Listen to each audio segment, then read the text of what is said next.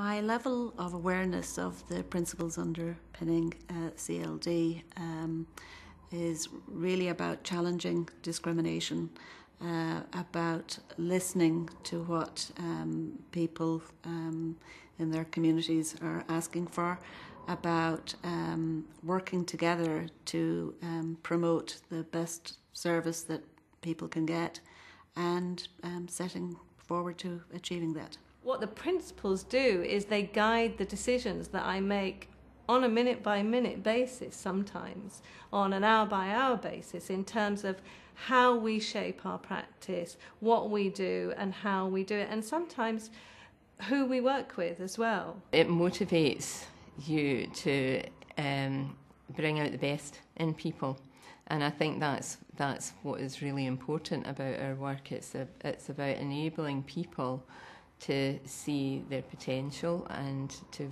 work towards achieving that. I've been aware of the principles underpinning CLD since I first started as a volunteer in adult literacies, and then they really came to the fore for me when I did my professional qualification, and that really gave me the opportunity to reflect on them and unpack them and connect them to my practice. While I was working at Young Scot, I found it quite an interesting situation because I brought my values as a CLD worker and my skills to my work there as a youth participation worker. Turning the principles into critical questions can be really, really useful things to do. How is what you're about to do, how is what you're planning going to support the self-determination of the learners in front of you? And how is that going to help them to understand their own literacies?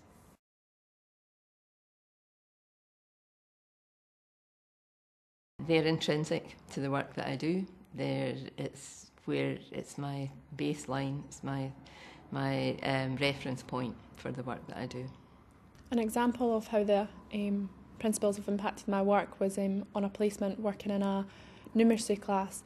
It was targeted at people who otherwise not get engaged and involved, so mainly disadvantaged adults, and you included them in the group work in the process, and it was really successful. I worked with a group of young Chinese people in Dumfries, and Galloway and Dumfries, and they had never really been involved in any sort of community activism before, or involved in any kind of youth clubs or anything like that. So the whole idea of them having a voice in their community was completely new, and I think that was something where my values as a CLD worker were very important, and I was able to kind of really support the process of empowerment through training, through guidance, through support, and also through a lot of partnership work as well. That was the main point, was inclusion. Like people who would otherwise feel like it wasn't for them, didn't want to, or there was a lot of stigma attached to it. That was the main point, is including them in a service that they enjoyed and engaged with.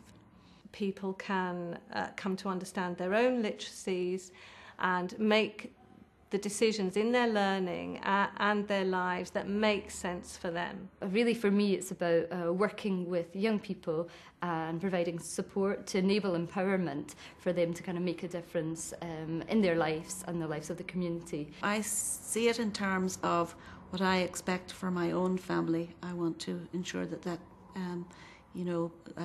flows across my practice, and making sure that discrimination across the board is challenged. It's not something that you impose on people, it's something that comes from within them.